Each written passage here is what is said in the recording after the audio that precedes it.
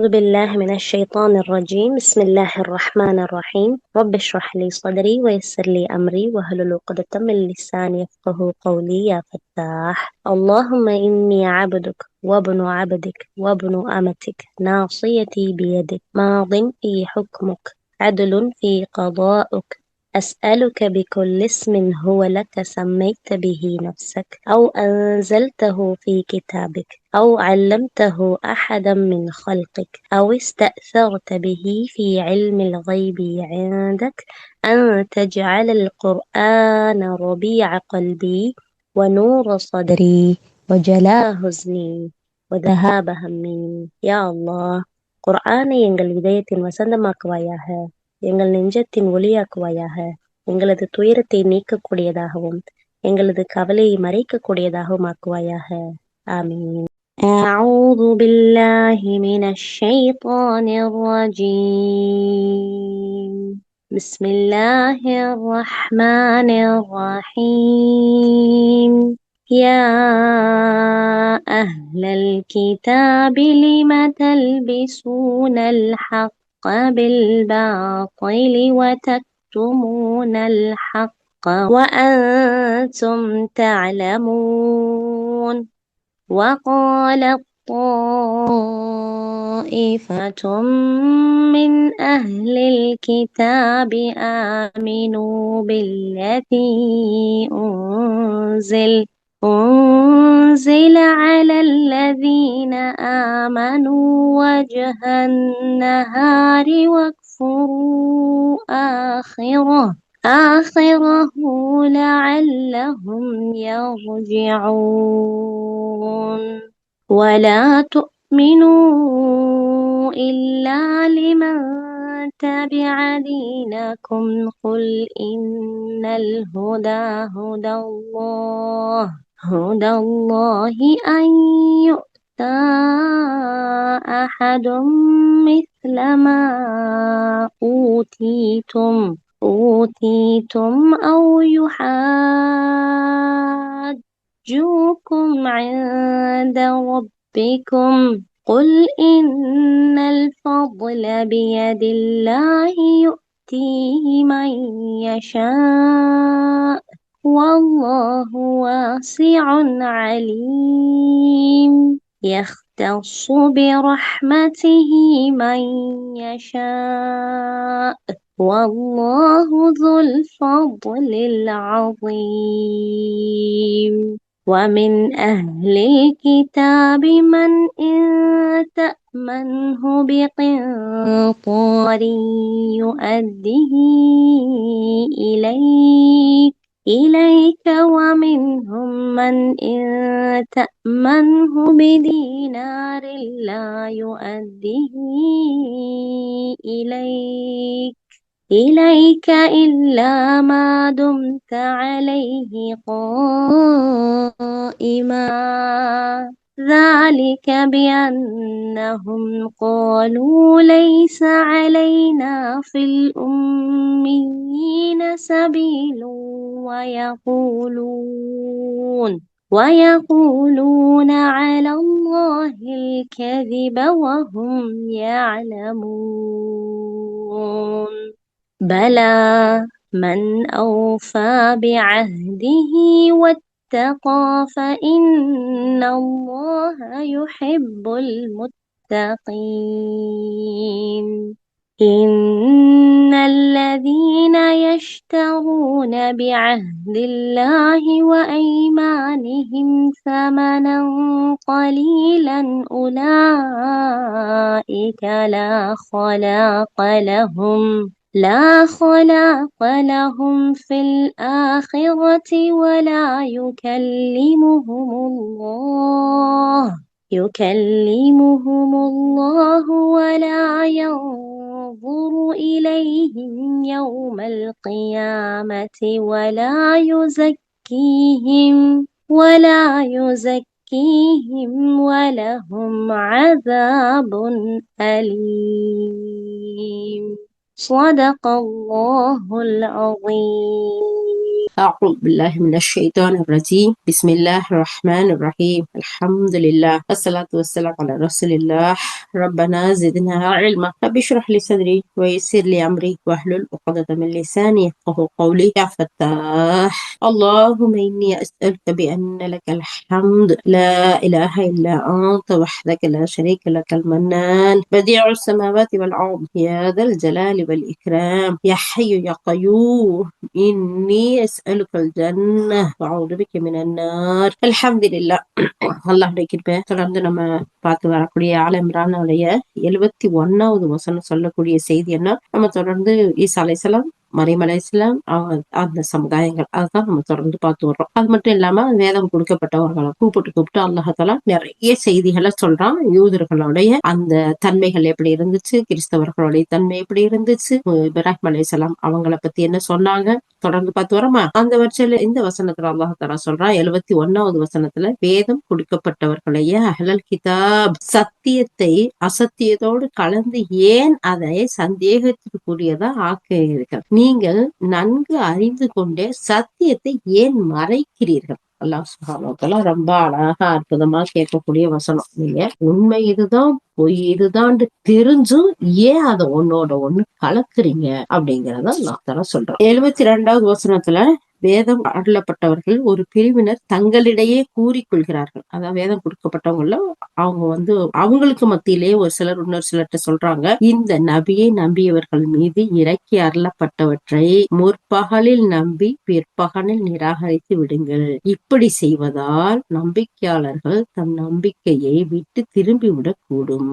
பாருங்க எப்படிப்பட்ட ஒரு சூழ்ச்சி. அதாவது அவங்க சத்தியம் இதுதான் தெரிஞ்சும் அசத்தியத்தோடு கலக்குறாங்க. அல்லாஹ் சுப்ஹானஹு வ தஆலா அது கண்டிக்கிறான். நீங்க தெரிஞ்சுக்கிட்டே ஏன் இப்படி எல்லாம் செய்யறீங்க, உண்மை இதுதான் தெரியுதுல, தெரிஞ்சு ஏன் மறைக்கிறீங்க அப்படிங்கிற ஒரு விஷயத்தெல்லாம் அல்லாஹ் சுப்ஹானஹு வ தஆலா சொல்லி காட்டுறான். அடுத்து அவங்களுக்குள்ளேயே அவங்க சொல்லிக்கிறாங்க, காலையில ஈமான் கொண்டது மாதிரி ஒரு ஈவினிங்ல அதை மறுத்துருவோம், இல்ல நாங்க ஏத்துக்கறல. அப்ப இப்படி பார்க்கையில அங்க உள்ள மக்களுக்கு என்னடா வர்றாங்க போறாங்க இப்படி எல்லாம் செய்யறாங்க, அப்ப இது உண்மையான மார்க்கமா இல்லையா அப்படிங்கிற ஒரு சந்தேகத்தை ஏற்படுத்துவோம் அப்படிங்கிற ஒரு விஷயத்தை செய்யறாங்க. அதுக்கு அடுத்த வசனம் 73வது வசனம், மேலும் உங்களுடைய மார்க்கத்தை பின்பற்றியவர்களை தவிர வேறு யாரையும் நம்பாதீர்கள். அதாவது யூதர்கள் கூட்டம், கிறிஸ்தவ கூட்டம், அவங்களை தவிர நீங்க யாரையும் நம்பாதீங்க அப்படின்னு சொல்றாங்க. நபியே நீர் கூறும், அல்லாஹ் சுப்ஹானஹு வ தஆலா கூப்பிட்டு சொல்றான், நிச்சயமா அல்லாஹ்வுடைய வழிகாட்டுதல்கள் தான் உண்மையான வழிகாட்டுதலா, மேலும் உங்களுக்கு கிடைத்திருப்பது போலவே மற்றவர்களுக்கும் கிடைத்திருக்கிறது. ஏன் என்றால், அல்லது உங்கள் இறைவன் முன் உங்களுக்கு எதிராக சமர்ப்பிப்பதற்காக வலுவான வாதங்கள் மற்றவர்களுக்கு கிடைத்திருக்கின்றன என்றால் அது இறைவன் வழங்கியதே ஆகும். நபியே அவர்களிடம் கூறும், நிச்சயமாக அதாவது சின்னமாக சிறப்பனைத்து அல்லாஹ்வின் கையிலேயே உள்ளது. தான் நாடுவர்களுக்கே அதனை அவன் வழங்குகிறான். மேலும் அல்லாஹ் பரந்த நோக்குடையவன், யாவற்றையும் நன்கு அறிபவனுமாய் இருக்கின்றான். ஆகவே தான் நாடியவர்களை தன் அற்கொடைகளுக்கு உரியவர்களாக்குகின்றான். மேலும் அல்லாஹ் அருள் மகத்தான். அல்லாஹ் சுப்ஹானஹு வ தஆலா இந்த யூத கூட்டங்களை கூப்பிட்டு, யா அஹ்லல் கிதாப், வேதம் கொடுக்கப்பட்டவர்களே அப்படின்னு சொல்லி, நீங்க ஏன் சொல்லாததெல்லாம் உண்மையை மறைக்கிறீங்க, ஏன் சத்தியத்தோட அசத்தியத்தை கலக்குறீங்க, நீங்க இப்படி எல்லாம் செய்யறதுனால முடிஞ்சிருமா, அல்லாஹ் நாடுறதுதான் நடக்கும். அல்லாஹ்வுடைய அருள் விசாலமானது. அந்த அருள் அவன் யாருக்கு நாடுறானோ அவனுக்கு கொடுப்பான். நீங்க விரும்புறவங்களுக்கு எல்லாம் கொடுக்கணுங்கிறது அவனுடைய விஷயம் இல்லைங்கிறத அல்லாஹ் சுப்ஹானஹு வ தஆலா சொல்லி காட்டுறான். இந்த 71வது வசனத்துல அல்லாஹ் சுப்ஹானஹு வ தஆலா வேதக்காரர்களை கூப்பிட்டு சொல்றான், ஏன் நீங்க பொய்யோட அந்த உண்மையோட பொய்ய கலக்குறீங்க அப்படிங்கறத சொல்லும் போது, நபி ஸல்லல்லாஹு அலைஹி வஸல்லம் அந்த குணநலங்கள், அவங்களுடைய பண்பு, அவங்களுக்கு இருக்கக்கூடிய வேதம், அந்த உண்மைகளை எல்லாம் தெரிஞ்சிருக்காங்க. அதை பத்தி அல்லாஹ் தஆலா ஏன் நீங்க தெரிஞ்சுக்கிட்டே மடக்கீங்க, மக்கள்கிட்ட சொல்லுங்க, இந்த நபி வருவாரு, இவர் தான் இறுதி நபி, இவருடைய தன்மைகள் என்ன எல்லாம் உங்க வேதத்துல சொல்லப்பட்டிருக்குல்ல, ஏன் இந்த உண்மை தெரிஞ்சுக்கிட்டே மறைக்கிறீங்க அப்படிங்கறத அல்லாஹ் தஆலா சொல்லிட்டு, இறை நம்பிக்கை கொண்டோருக்கு அருளப்பெற்ற அந்த வேதத்தை முற்பகல்ல நம்பி பிற்பகல்ல மறுத்துருங்க அப்படின்னு சொல்றாங்களே, ஏன் அப்படி சொல்லி காட்டுறீங்க அப்படின்னு அல்லாஹ் தஆலா அவங்கள பார்த்து சொல்லிட்டு, அல்லாஹ்வை நம்பிக்கை கொண்ட அந்த ஒரு கொஞ்சம் பலகீனமான முஸ்லிம்கள் இருக்கிறாங்கல்ல, இந்த மார்க்கம் தொடர்பாக ஒரு குழப்பத்துல இப்படி இருக்க அந்த அந்த மக்களை அவங்க என்ன செய்யணும், ஒரு குழப்பத்துல ஆழ்த்தணுங்கிறதுக்காக யூதர்கள் செஞ்ச சூழ்ச்சி. அப்பதான் புதுசா இஸ்லாத்துக்கு வராங்க, உன்னை இஸ்லாத்தை படிக்கல, இந்த மார்க்கத்தை பத்தி தெரியல, கொஞ்சம் பலகீனமா இருக்காங்க, அவங்களை எல்லாம் ஒரு குழப்பத்துல ஏற்படுத்தணும் அப்படிங்கறதுக்காகத்தான் இவங்க இப்படி எல்லாம் செஞ்சாங்க. இத பத்தி சொல்லும் போது இப்னு அப்பாஸ் ரலியல்லாஹு சொல்றாங்க, வேதக்காரர்ல ஒரு பிரிவினர் இருந்தாங்க. அந்த மக்கள்கிட்ட சொல்றாங்க, நீங்க காலையில இந்த முஹம்மது உடைய ஸல்லல்லாஹு அலைஹி வஸல்லம் அவங்களுடைய தோழர்களை எல்லாம் சந்தித்தா இறை நம்பிக்கை கொள்ளுங்க, நாங்கள் நம்பிக்கை கொண்டோம்னு சொல்லுங்க. மாலை நேரம் வந்ததும் அதுல இருந்து நீங்க விலகிங்க. அது மாதிரி வழக்கம் போல நீங்க இப்படி அதுல இருந்து செஞ்சீங்கன்னா வழக்கம் போல உங்கள் தொழுகையை நிறைவேற்றுங்க. அதன் மூலம் அவர்கள் இருக்காங்கல்ல, இவர்கள் இந்த வேதக்காரர்கள், இவர்கள் நம்மை விட அறிந்தவர்கள், இவர்கள் செய்தால் சரியாகத்தானே இருக்கும் அப்படின்னு சொல்லி பாமர மக்கள் என்ன கூடும் அப்படின்னு சொல்றாங்க. சுப்ஹானல்லாஹ். இப்னு அப்பாஸ் சொல்லி காட்டுறாங்க பாருங்க, இந்த வேதம் கொடுத்தவங்க இந்த வேதக்காரர்கள் இப்படி எல்லாம் செஞ்சாங்க. அதாவது நம்ம காலையில இஸ்லாத்தை ஏத்துக்கிற மாதிரி ஏத்துக்குருவோம், ஈவினிங்ல மறுத்துருவோம், ஆனா நம்ம தொழுகிறதெல்லாம் தொழுகுவோம்.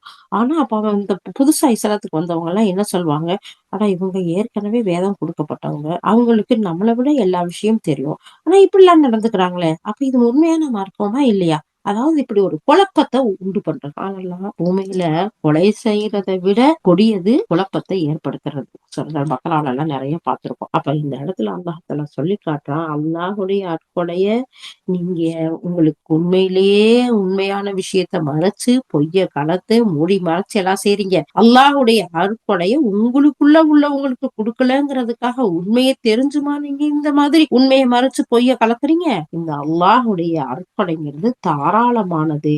அல்லாஹ் தாராளமானவனா இருக்கான், நன்கொறிந்தவனா இருக்கான். தனது அருளைத்தான் யாருக்கு நாடுறானோ அவங்களுக்கு அல்லாஹ் சிறப்பா கொடுக்கக்கூடியவனா இருக்கிறான். அவன் மகத்தான அருளுக்குரியவனா இருக்கான் அப்படின்னு சொல்லி அல்லாஹ் சுப்ஹானஹு வ தஆலா 73 74வது வசனத்துல சொல்லி, இறை நம்பிக்கை கொண்டோரே, அல்லாஹ் வரையறுக்கவும் முடியாத எண்ணற்ற அருள்களை உங்களுக்கு மட்டுமே சிறப்பா கொடுத்திருக்கிறான். அதற்கு காரணம் மற்ற நபிமார்களை விட உங்களுடைய நபி இருக்கிறாங்கல்ல, முஹம்மது ஸல்லல்லாஹு அலைஹி வஸல்லம், அவர்களை அல்லாஹ் சிறப்பு படுத்தியதுதான் காரணம். இந்த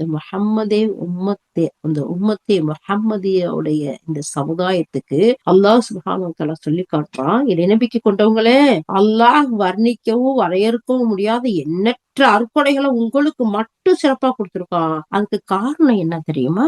இந்த இறுதி உம்மத்துக்கு அல்லாஹ் கொடுத்த இந்த சிறப்புக்கு காரணம் என்ன தெரியுமா? மற்ற நபிமார்களை எல்லாம் விட உங்களுடைய நபி, நம்முடைய நபி இருக்காங்கல்ல, அவங்கள அல்லாஹ் சிறப்பு படுத்தி இருக்கிறான். அவங்க மூலம் உங்களுக்கு முழுமையான மார்க்கத்தை வழிகாட்டி இருக்கான். அதுதான் சுப்ஹானல்லாஹ். அப்ப எப்பேற்பட்ட சிறப்புக்குரிய மக்கள் தெரியுமா நாம?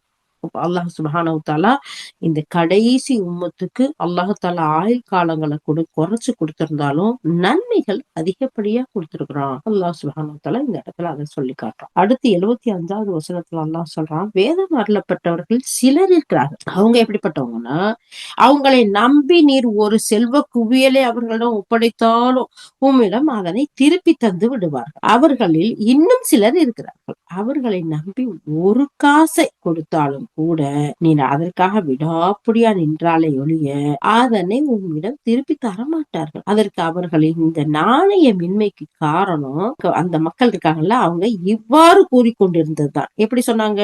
உம்மிகள், அதாவது யூதர் அல்லாத ஒரு விஷயத்துல நாங்கள் அல்லாஹ்வினால் விசாரிக்கப்பட மாட்டோம். இந்த யூதர்களுக்குள்ளதான் நாங்க விசாரிக்கப்படுவோம். வெளியில இருக்க மக்கள் எல்லாம் எங்களுக்கு என்னமோ அடிமை மாதிரி அல்லாஹ் தஆலா படைச்சு வச்சிருக்கான், அவங்க விஷயத்துல எல்லாம் அல்லாஹ் எங்களை விசாரிக்க மாட்டான் அப்படின்னு அந்த மக்கள் சொல்றதுதான் அதுக்கு காரணம். இவ்வாறு அல்லாஹ்வின் மீது அவர்கள் அப்பட்டமான பொய்யை புனைந்துரைக்கிறார்கள். ஆனால் உண்மையில் அல்லாஹ் இது போன்ற எதையும் சொல்லவில்லை என்பதை அவர்கள் நன்கு அறிந்தே இருக்கிறார்கள். சுப்ஹானல்லாஹ். அல்லாஹ்வின் மீது அல்லாஹ் சொல்லாத விஷயத்த சொல்லணும்னா அதுக்கு ஒரு தைரியம் இருக்கணும்ல, அதுக்கு ஒரு துணிச்சல் இருக்கணும்ல. அல்லாஹ் பாதுகாக்கணும். அடுத்த வசனத்துல அல்லாஹ் தஆலா சொல்றான், பலா அவ்வாறு இல்ல. அப்போ அவர்கள் ஏன் விசாரிக்கப்படக்கூடாது? எவர் தனது வாக்குறுதியை நிறைவேற்றி தீவினையிலிருந்து விலகிக் கொள்கிறாரோ அவரே அல்லாஹ்வின் நேசத்துக்குரியவராவார். ஏனெனில் தீவினையிலிருந்து விலகிக் கொள்பவர்களையே அல்லாஹ் நேசிக்கின்றான். அப்ப தீமையிலிருந்து விலகிறவங்களைத்தான் அல்லாஹ் நேசத்துக்குரியவர்களா எடுக்கிறான். அதனால தீமையிலிருந்து விலகிருங்க வாக்குறுதியை நிறைவேற்றுங்க. அல்லாஹ் தஆலா சொல்றான், கொடுத்த வாக்குறுதியை நிறைவேற்றாதவங்களையும் தீமையிலிருந்து விலகாதவங்களையும் அப்ப அல்லாஹ் நேசிக்கிறது இல்லைங்கிறது இந்த வசனத்துல நம்ம பாக்குறோம் இல்லையா? சுப்ஹானல்லாஹ். அல்லாஹ் சுப்ஹானஹு வ தஆலா இந்த இடத்துல வேதம் வழங்கப்பட்ட யூதர்கள்ல நம்பிக்கை துரோகம் செய்வர்கள் இருக்கிறாங்க, அவங்கள்ட்ட இறை நம்பிக்கையாளர்கள் ஏமாந்துடக் கூடாதுங்கிறதுலதான் இந்த வசனத்தை அல்லாஹ் தஆலா சொல்றான். நபியே வேதக்காரர்ல சிலர் இப்படியே இருக்கிறாங்க, அப்படியே இருக்காங்க. ஒரு சிலர்ட்ட ஒரு குவியலையே கொடுத்தாலும் அவங்க அழகான முறையில நேர்மையா நடந்துக்குவாங்க.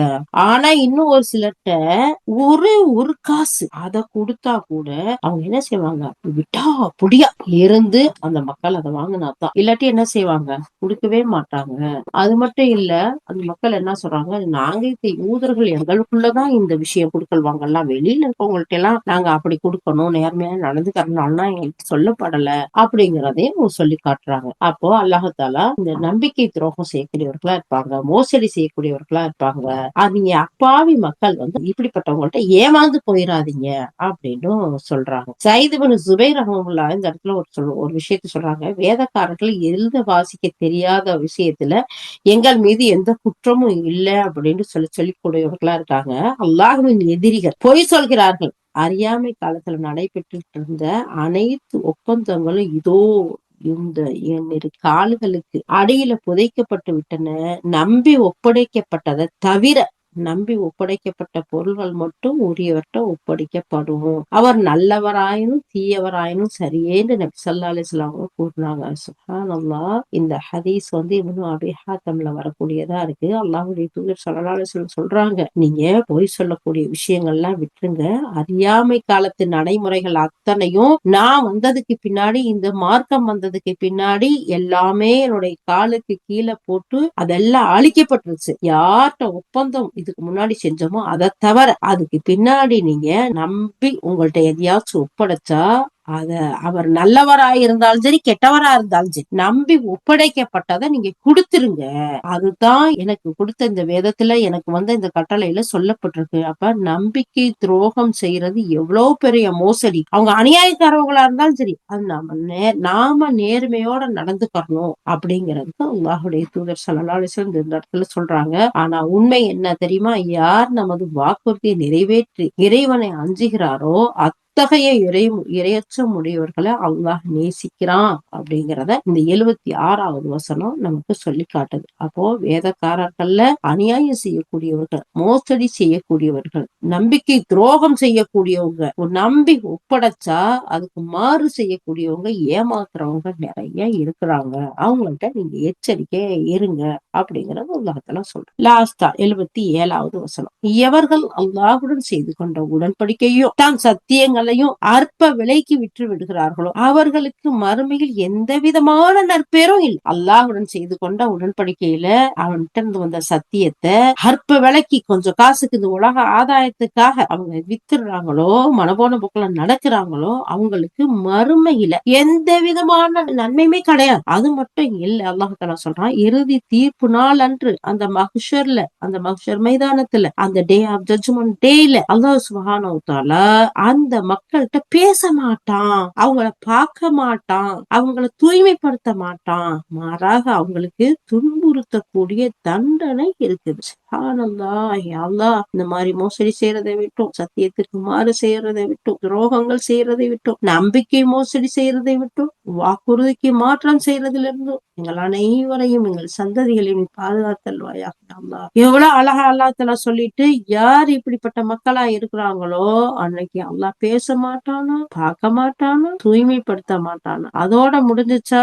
இல்ல, அவங்களுக்கு கடுமையான தண்டனை இருக்குங்கிறதே அல்லாஹ் தஆலா சொல்லி காட்டுறான். இந்த இடத்துல அல்லாஹ் சுப்ஹானஹு வ தஆலா சொல்லக்கூடிய செய்திக்கு ஏகப்பட்ட விளக்கங்கள், கிட்டத்தட்ட 6 விஷயத்தை இந்த இடத்துல சொல்லி காட்டுறாங்க. என்ன அந்த 6 விஷயம் பாப்போமா? நம்பர் 1, அபூதர் ரலியல்லாஹு சொல்றாங்க, நபி ஸல்லல்லாஹு அலைஹி வஸல்லம் 3 பேர்கிட்ட மறுமையில அல்லாஹ் பேச மாட்டான்னு சொன்னாங்க. அவங்கள பார்க்கவும் மாட்டான், தூய்மைப்படுத்த மாட்டான்னு சொல்றாங்க.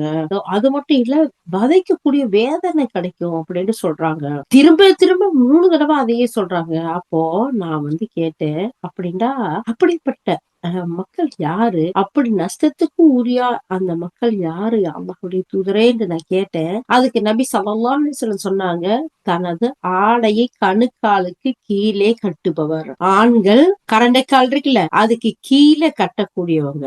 அப்போ நம்ம இப்ப இருந்தே இதெல்லாம் மிகப்பெரிய விஷயம், பாரதூரமான விஷயம், அல்லாஹ் விரும்பாத விஷயம், அல்லாஹ்வுடைய நேசம் கிடைக்காத விஷயம். அப்ப நம்மளுடைய வீட்டு ஆண்களுக்கும் சரி, ஆம்பளை பிள்ளைங்களுக்கும் சரி, கணுக்காலுக்கு கீழே, அதாவது தரைய உரசிக்கிட்டு எல்லாம் போற மாதிரி நிறைய பேர் போய் அப்படியே கீழேயே தேய்ச்சிட்டு போய் அந்த ட்ரெஸ்ஸே இத்து போன மாதிரி இருக்கும், அப்படியே அழுக்கு அப்பி போய் இருக்கும். அப்படிலாம் பாத்துருக்கோம் இல்லையா? அப்படி எல்லாம் போடக்கூடாது, அது அல்லாஹ் விரும்பாத விஷயங்கிறத சொல்லி காட்டணும். அப்படி போடவும் விடக்கூடாது. அப்ப இதை என்ன சொல்லி காட்டுறாங்க, இப்படி கணுக்காலுக்கு கீழே அந்த ஆடைகள் உடுத்துறாங்கல்ல, அவங்கள அல்லாஹ் நேசிக்க மாட்டான், பார்க்க மாட்டான், பேச மாட்டான். அதுவும் இல்லாம தண்டனை வேற இருக்கு. ரெண்டாவது அப்ப யாரு அப்படின்னு சொல்லி காட்டுறதுல, செய்த உதவியை சொல்லி காட்டுவர். கொடுத்துட்டு சொல்லி காட்டுறாங்கல்ல, நான் தான் கொடுத்தேன், நான் இல்லாட்டி எதுவுமே நடக்காது, நீ அதை கூட மறந்துட்டியா, அப்படிலாம் சொல்லி காட்டுறாங்கல்ல. இப்படி செய்த உதவியை சொல்லி காட்டக்கூடிய அந்த ரெண்டாவது மனுஷன். மூணாவது பொய் சத்தியம் செய்து தமது சரக்கை விற்பனை செய்பவர். சுப்ஹானல்லாஹ். இந்த 3 பேர்கிட்டையும் அல்லாஹ் மறுமையில பேச மாட்டான், பார்க்க மாட்டான், பரிசுத்தப்படுத்த மாட்டான். அது மேல தண்டனை இருக்கு. இந்த இடத்துல எல்லாத்தையும் நம்ம லிஸ்ட் அவுட் பண்ணி கரெக்டா வச்சுக்கணும். இதெல்லாம் அல்லாஹ் நேசிக்காத விஷயம், அல்லாஹுக்கு கோபத்தையும் தண்டனையும் பெற்று தரக்கூடிய வசனம். இது நம்ம நோட் பண்ணி வச்சுக்கிட்டாதான் இன்ஷா அல்லாஹ் இதுல எல்லாம் கேர்ஃபுல்லா இருப்போம். இதுல இருந்து நம்ம விலகி இருப்போம், எல்லா இடத்துல பாதுகாப்பு தேடுவோம். இந்த செய்தி சஹீஹ் முஸ்லிம்ல 171வது ஹதீஸா வருது. மத்த கிதாபுகள்ல நிறைய வருதுங்கிறது இந்த இடத்துல கொடுக்குறாங்க. இது முதல் செய்தி. இரண்டாவது செய்தி, நபி தோழர் அதீ பின் உமைரா அல் ஹிந்தி ரலியல்லாஹு சொல்றாங்க, இந்தா என்னும் குலத்தை சேர்ந்த இம்ரவுல் கைஸ் பின் அபீஸ் ரலியல்லாஹு அவங்க ஹதரமௌத்ங்கிற அந்த ஊரை சேர்ந்த ஒருவர் மீது அல்லாஹ்வின் தூதர் ஸல்லல்லாஹு அலைஹி வஸல்லம் அவங்கள்ட்ட ஒரு நிலம் தொடர்பா வழக்கு கொடுத்தாங்க. அப்படி வழக்கு வரும்போது நபி ஸல்லல்லாஹு அலைஹி வஸல்லம் கேக்குறாங்க, நிலம் தனக்கு உரியதுங்கிறதுக்கான ஆதாரத்தை நிரூபிச்சுட்டு நிலத்தை எடுத்துட்டு போகலாம் அப்படின்னு சொல்லிட்டு அந்த ஹவரமௌத்தை சேர்ந்த அவருக்கு தீர்ப்பு சொல்றாங்க. ஆனா அவர்கிட்ட ஆதாரம் எதுவுமே இல்ல. அதுக்கு பின்னாடி தனக்கு உரியதுதான் அந்த நிலம்னு சத்தியம் செஞ்சா அந்த நிலத்தை எடுத்துக்கலாம் அப்படின்ட்டு இம்ரவுல் கைஸ் பின் அபீஸ் ரலியல்லாஹு அவங்களுக்கு தீர்ப்பு கொடுக்குறாங்க. உடனே அந்த ஹவரமௌத்தை சேர்த்து அவர் சொல்றாரு, அல்லாஹ்வுடைய தூதரே, அவருக்கு சத்தியம் செய்ய நீங்கள் வாய்ப்படுத்தா அல்லாஹ் மீது ஆணையா அல்லது இந்த கௌபாவுடைய இறைவன் மீது ஆணையா, எனது நிலம் என்னுடைய கையில இருந்து பறி போயிரும், போய் சேர்த்துன்னு சொல்ல தயங்க மாட்டாரு அப்படிங்கிற மாதிரி அவர் சொல்றாங்க. சுப்ஹானல்லாஹ். அப்போ நபி ஸல்லல்லாஹு அலைஹி வஸல்லம் அவங்க சொல்றாங்க, ஒருவர் தம்முடைய முஸ்லிம் சகோதரரின் செல்வத்தை அபகரிக்கிறதுக்காக பொய் சத்தியம் செய்தா அவர் மீது வல்லமையும் மாண்பு மிக்க ரப்பு இருக்கிறான்ல, அந்த அல்லாஹ் கோபம் கொண்ட நிலையிலேயே அவரை மறுமையில சந்திப்பாரு. சுப்ஹானல்லாஹ். அப்ப பொய் சத்தியம் எத்தனை வாயை திறந்தா எவ்வளவு பொய் சத்தியம் பேசக்கூடிய மக்கள் இருக்காங்க, சத்தியம் 1000 சத்தியம் பண்ணக்கூடியவங்க இருக்காங்க. அல்லாஹ் பாதுகாக்கணும். அந்த யார் அப்படி பொய் சத்தியம் செய்யறாங்களோ அவங்கள அல்லாஹ் சுப்ஹானஹு வ தஆலா கோபம் கொண்ட நிலையிலதான் மறுமையில அவர் சந்திப்பாரு அப்படின்னு அல்லாஹ்வுடைய தூதர் ஸல்லல்லாஹு அலைஹி வஸல்லம் சொல்லிட்டு, அல்லாஹ்வுடன் செய்த ஒப்பந்தத்தையும் சத்தியத்தையும் அற்ப விலைக்கு விற்பவர்களுக்கு அல்லாஹ் எப்படிப்பட்ட கூலிய தர்றாங்கிறத இந்த 77வது வசனத்துல ஓதி காட்டுறாங்க. உடனே அந்த இம்ரான் கைஸ் ரலியல்லாஹு அவங்க சொல்றாங்க, அல்லாஹ்வுடைய தூதரே, இதை விட்டு கொடுப்பவங்களுக்கு ஏதாச்சும் நன்மை இருக்கா அப்படின்னு கேக்குறாங்க. அதுக்கு நபி ஸல்லல்லாஹு அலைஹி வஸல்லம், எஸ் இருக்கு, என்ன சொர்க்கம் கிடைக்கும் அப்படின்னா இந்த நிலம் முழுவதையும் அவருக்கே நான் விட்டு கொடுத்துடுறேன், இதுக்கு நீங்களே சாட்சியா இருங்க அப்படின்னு சொல்லிட்டு இம்ரான் கைஸ் ரலியல்லாஹு அவங்க சொன்னாங்கிற செய்தி முஸ்னத் அஹ்மதுல இந்த ஹதீஸ் அஸ்அஸ் பின் கைஸ் ரலியல்லாஹு அவங்க வாயிலா அபூ தாவூதுலயும் அறிவிக்கப்படுதுன்னு சொல்றாங்க. சுப்ஹானல்லாஹ். அந்த சஹாபாக்கள் உண்மையே தெரிஞ்சிருந்தும் இந்த மாதிரி மோசடிகள்லாம் நடக்க போகுதுங்கிற இடத்துல அல்லாஹ்வுடைய தூதரே, இந்த இடத்துல விட்டு கொடுத்துட்டு போயிட்டா நமக்கு என்ன நன்மை இருக்குங்கிற சொர்க்கம் இருக்கு. சுப்ஹானல்லாஹ். அப்படின்னா எனக்கு அந்த சொர்க்கம் தான் பெருசு, போயிட்டு போகுது இது அப்படின்னு சொல்லிட்டு அவங்க அல்லாஹ்வுடைய நேசத்தை எவ்வளவு எதிர்பார்த்து இந்த சஹாபாக்கள் வாழ்ந்திருக்காங்க பாருங்க. இது ரெண்டாவது செய்தி. மூணாவது செய்தி, செல்வத்தை அபகரிச்சுக்கிறாங்கல்ல, அவங்களுடைய நிலை எப்படி இருக்கும் தெரியுமா அப்படின்னு சொல்லும் போது இந்த இடத்துல சொல்றாங்க, ஷகீக் பின் சலமா ரஹ்மத்துல்லாஹ் சொல்றாங்க, நபித்தோழர் அப்துல்லாஹ் பின் மசூத் ரலியல்லாஹு சொல்றாங்க, ஒரு முஸ்லிமின் செல்வத்தை முறையின்றி ஒருவர் அபகரிச்சா அவர் மீது வல்லமையும் மாண்புமிக்க அல்லாஹ் கோபம் கொண்ட நிலையிலேயே அவனை மறுமை நாள்ல சந்திப்பாருங்கிற இந்த நபி மொழியை எடுத்து சொல்றாங்க. உடனே அங்க வந்த அஸ் பின் கைஸ் ரலியல்லாஹு அவங்க கூப்பிட்டு கேக்குறாங்க, இப்னு மஸ்ஊத் ரலியல்லாஹு அப்துல் ரஹ்மானே, உங்களுக்கு என்ன எடுத்துரைத்தார் அப்படின்னு சொல்லி கேக்குறாங்க. நாங்க இப்னு மஸ்ஊத் அவங்க கிட்ட சொன்னதை அவங்க கிட்ட சொன்னோம். அப்ப சொன்னாங்க, இந்த நபிமொழி என் விவகாரத்துலதான் சொல்லப்பட்டுச்சு. எனக்கு சொந்தமான கிணறு ஒண்ணு என்னுடைய தந்தையோடைய சகோதரர் மகன்கிட்ட இருந்துச்சு. அத அவர் என்கிட்ட தரக்கு மறுத்தாரு. அவர் மீது அல்லாஹ்வுடைய தூதர் ஸல்லல்லாஹு அலைஹி வஸல்லம் அவங்கள்ட்ட நான் வழக்கு கொண்டு போய் சொன்னேன். அப்போ அல்லாஹ்வுடைய தூதர் ஸல்லல்லாஹு அலைஹி வஸல்லம், அது உனக்கு சொந்தமான கிணறுதாங்கிறதுக்கு நீ ஆதாரத்தை கொண்டு வரணும், அல்லது அவர் தன்னுடையதுதான் அப்படின்னு சொல்லி சத்தியம் செய்யட்டும் அப்படின்னு சொன்னாங்க. அதுக்கு நான் அல்லாஹ்வுடைய தூதரே, எனக்கு ஆதாரம் எதுவும் இல்லை, அதே நேரம் அந்த கிணறு எனக்கு உரியதுதான் அப்படின்னு சத்தியம் செய்த மூலம் அத அவருக்கு நீங்க சொந்தமாக்குனா எனது கிணறு எனது கையை விட்டு சென்றோம், என் எதிரி ஒரு மோசமான மனிதர் அப்படின்ட்டு நான் சொன்னேன். அதுக்கு அவங்க சொன்னாங்க, ஒரு முஸ்லிம் உடைய செல்வத்தை முறையின்றி அபகரிச்சுக்கிட்டா அவர் மீது அல்லாஹ் கோபம் கொண்ட நிலையிலேயே மறுமையில அவர் சந்திப்பாருங்கிற ஒரு விஷயத்த அல்லாஹ்வுடைய தூதர் ஸல்லல்லாஹு அலைஹி வஸல்லம் சொல்லி, அல்லாஹ்வின் தூதர் ஸல்லல்லாஹு அலைஹி வஸல்லம் இந்த முன்னாடி ஓதுன அந்த 77வது வசனத்தை ஓதி காட்டுறாங்க. சுப்ஹானல்லாஹ். இந்த செய்தி புகாரில 2356வது ஹதீஸா இன்னும் பல நம்பர் கொடுத்திருக்கிறாங்க. இவ்வளவுல எல்லாம் இருக்கு. அப்ப ஒருத்தருடைய சொத்தை, ஒருத்தரோட செல்வத்தை, ஒருத்தரோட ஒரு பொருளை இன்னொருத்தர் அபகரிச்சுக்கிட்டா, மோசடி பண்ணிட்டா, எடுத்துக்கிட்டா, அநியாயமா நடந்துகிட்டா அல்லாஹ் சுப்ஹானஹு வ தஆலா அவனுடைய கோபத்தோட தான் அவங்க சந்திப்பாங்க. அவங்கள்ட்ட அல்லாஹ் மறுமையில பார்க்க மாட்டான், பேச மாட்டான், பரிசுத்தப்படுத்த மாட்டான். அது மட்டும் இல்ல, கடுமையான தண்டனை இருக்குங்கிறதையும் இந்த இடத்துல சொல்லி காட்டுறாங்க. இது 3வது செய்தி. 4வது, நபி தோழர் முஆத் பின் அனஸ் ரலியல்லாஹு அவங்க சொல்றாங்க, ஒரு தடவை அல்லாஹ்வுடைய தூதர் ஸல்லல்லாஹு அலைஹி வஸல்லம், அல்லாஹ்வின் அடியார்கள் சிலர் இருக்கிறாங்க, அல்லாஹ் அப்படிப்பட்ட அந்த சில அடியார்கள்ட்ட மறுமை நாள்ல அவங்க பேச மாட்டான், அவங்கள தூய்மைப்படுத்த மாட்டான், அவங்கள பார்க்க மாட்டான்னு சொல்ல. அப்போ அல்லாஹ்வுடைய தூதரே ஸல்லல்லாஹு அலைஹி வஸல்லம் அவங்க யாருன்னு சொல்லி அதுக்கு தம்முடைய பெற்றோரை வெறுத்து அவர்களிடமிருந்து விலகி இருப்பவர், தம்முடைய பிள்ளைகளிடமிருந்து விலகி இருப்பவர், ஒரு சமுதாயத்தின் உதவி உத்தாசையை பெற்ற ஒருவர் அவர்கள் செய்த உதவிக்கு நன்றி மறுத்துவிட்டு அவர்களிடம் இருந்து விலகி இருப்பவர் என்று நபி ஸல்லல்லாஹு அலைஹி வஸல்லம் பதில் சொன்னாங்க. சுப்ஹானல்லாஹ். முஸ்னத் அஹ்மத்ல இந்த ஹதீஸ் வருது. சுப்ஹானல்லாஹ். அல்லாஹு அக்பர், அல்லாஹு அக்பர். அப்ப எவ்வளவு பெரிய பயங்கரமான விஷயம்னு பாருங்க. பெற்றோரை வெறுத்து, இன்னைக்கு எத்தனை பிள்ளைங்க இருக்கிறாங்க, பிள்ளைங்களை வெறுத்து பெற்றோர்கள் எவ்வளவு பேர் இருக்கிறாங்க, தட்ட உதவி ஒத்தாசை வாங்கிட்டு நன்றி கிட்ட தனமா எவ்வளவு பேர் இருக்காங்க. இதையெல்லாம் நமக்கு ஏன் அல்லாஹ்வுடைய தூதர் ஸல்லல்லாஹு அலைஹி வஸல்லம் சொல்றாங்கன்னா, இதெல்லாம் அல்லாஹ் இப்படிப்பட்ட மக்களை எல்லாம் நேசிக்க மாட்டான், இந்த மாதிரி செயல்கள்ல இருந்தா விலகி இருக்கணுங்கிறதுக்காக தான் இந்த விஷயங்களை எல்லாம் நமக்கு சொல்லி காட்டுறாங்க. 5வது விஷயம், அப்துல்லாஹ் பின் அபி அவுஃபா ரலியல்லாஹு சொல்றாங்க, கடை தெருவுல ஒருத்தர் விற்பனை சரக்கை பரப்பி விக்கிறதுக்காக வச்சிருக்கிறாரு.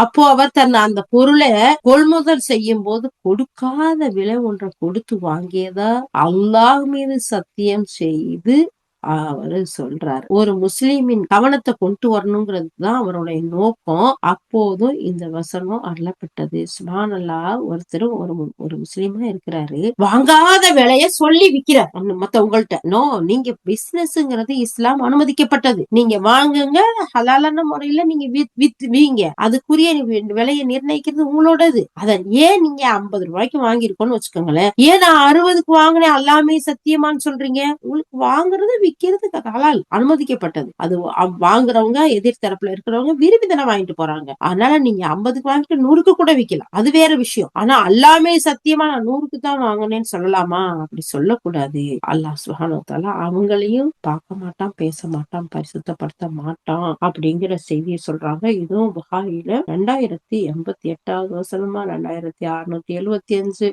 4551 இப்படியான நிறைய இதுல வருது. அப்ப பொய்யா சொல்லி, பொய் சத்தியம் சொல்லி பிசினஸ் பண்ணவே கூடாது. நம்ம எவ்வளவுதான் வாங்கி இருக்கலாம், அத கட்டாயமா உறுதிப்படுத்தணும்லாம் ஒண்ணு இல்ல. விக்கிறவங்களுக்கு வாங்குறவங்களுக்கு ஓகேவா இருக்கா, தேவையில்லாத பொய் சத்தியங்கள் செய்யக்கூடாது. அல்லாஹ் உங்களை நேசிக்க மாட்டான். அல்லாஹ்வுடைய நேசம் இல்லாட்டி தண்டனை வேற பார்த்தோம்ல.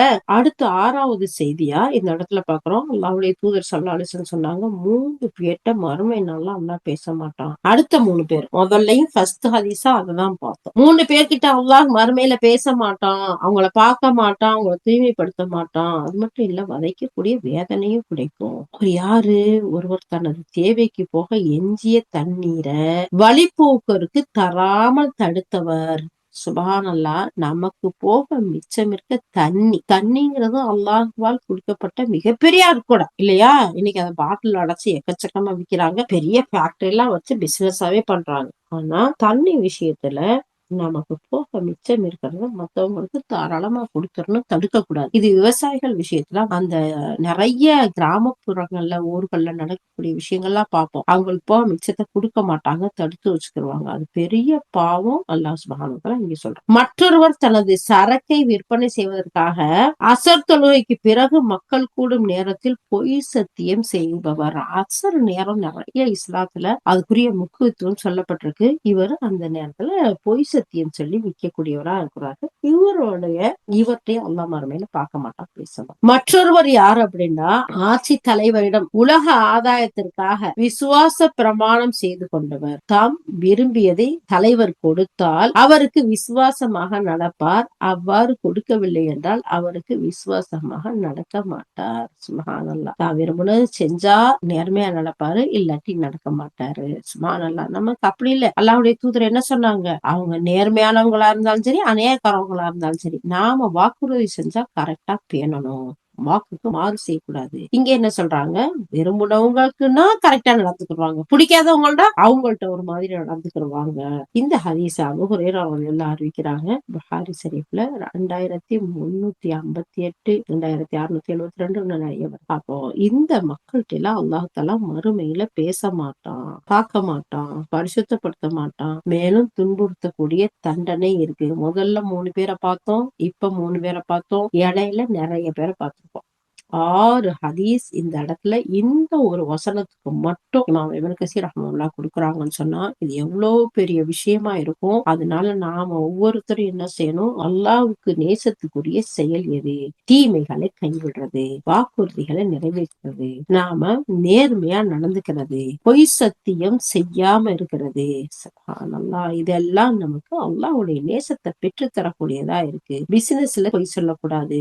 அல்லாஹ்வுடைய தூதர் ஸல்லல்லாஹு அலைஹி வஸல்லம் சொல்லியிருக்காங்க இல்லையா? யார் ஒருத்தர் விளையாட்டுக்கு கூட பொய் சொல்லலையோ அவருக்கு சொர்க்கத்தின் நடு மத்தியில வீடு. நம்ம யார் யாருக்கு எங்கெங்க வீடு வேணுங்கிற ஒரு ப்ராஜெக்ட் கூட நம்ம பார்த்தோம் இல்லையா? அல்லாஹ்வுடைய தூதர் ஸல்லல்லாஹு அலைஹி வஸல்லம் சொல்லக்கூடிய ஹதீஸ்கள் எல்லாம். அப்போ நாம அல்லாஹ்வுடைய நேசத்துக்குரியவர்களா இருக்கணும் அப்படின்னு சொன்னா இந்த மாதிரியான விஷயங்கள்ல இருந்தெல்லாம் நாம தவிர்த்துக்கணும். இந்த விஷயங்கள்ல எல்லாம் இருந்து விலகும் போது நாம அல்லாஹ் கட்டுப்பட்ட நல்ல அடியார்களா இருக்கும் போது அல்லாஹ்வுடைய நேசத்துக்குரியவளா இருப்போங்கிறதுல எந்த ஒரு சந்தேகம் இல்லை. அது அல்லாத மக்கள் இந்த மாதிரியான செயல்கள் செய்யக்கூடியவங்கள்ட்ட அல்லாஹ் பார்க்க மாட்டான், பேச மாட்டான், பரிசுத்தப்படுத்த மாட்டான், கடுமையான தண்டனையும் கொடுப்பேங்கிறான். யா அல்லாஹ். பொய் சத்தியம் செய்வதிலிருந்து, பிறரை மோசடி செய்வதிலிருந்து, பிள்ளைங்களோட அநியாயத்துக்கு உறவுகள்ல முறிச்சுக்கிறதுல இருந்து, பெற்றோர்களை ஏசக்கூடிய பிள்ளைகள் இருந்து யா அல்லாஹ் எங்கள் அனைவரையும் பாதுகாத்தருள்வாயாக. யா அல்லாஹ். யா அல்லாஹ். உனக்கு மாறு செய்யக்கூடிய விஷயத்தில் எங்கள் உள்ளத்திற்கு அச்சத்தையும் பயத்தையும் கூடிய அல்லாஹ். யா அல்லாஹ். வெளிப்படையான மறைமுகமான ஷிர்க்கிலிருந்து, மாறுபாடுகள்ல இருந்து எங்கள் அனைவரையும் பாதுகாத்தருள்வாயாக.